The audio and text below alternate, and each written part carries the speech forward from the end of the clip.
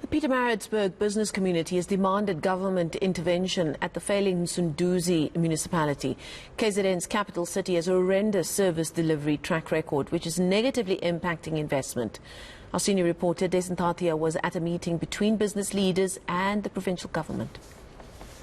Problems at the Msunduzi Municipality have been well documented, from problems with electricity to water and potholes. The list really goes on. Ratepayers have long been complaining about these issues, but business leaders have also been frustrated.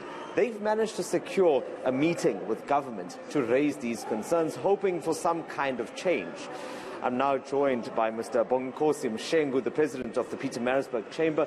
Mr. Msunduzi, thank you so much for joining me. The Premier has outlined what he's called the solutions to these problems that you've raised, saying that you should have an answer at least in the next 3 weeks to a month. Are you happy? I must say we are encouraged with the plans that have emanated from the engagement of today. Despite the business having been under a lot of pressure in terms of the running of their own businesses for a number of years now, without much being done necessarily in terms of dealing with those problems, particularly in the areas of electricity, water and issues of security.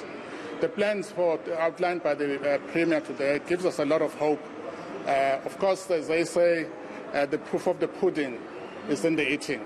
We will see how these things pan out moving forward. But I must say we came out of the discussion quite encouraged about the decisions that we arrived at.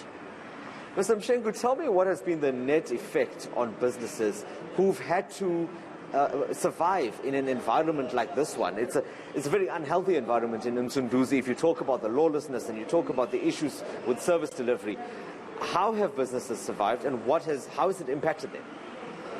In fact, the net effect or the most impact that business has felt is the issue of losses in terms of productions, going into millions of rands.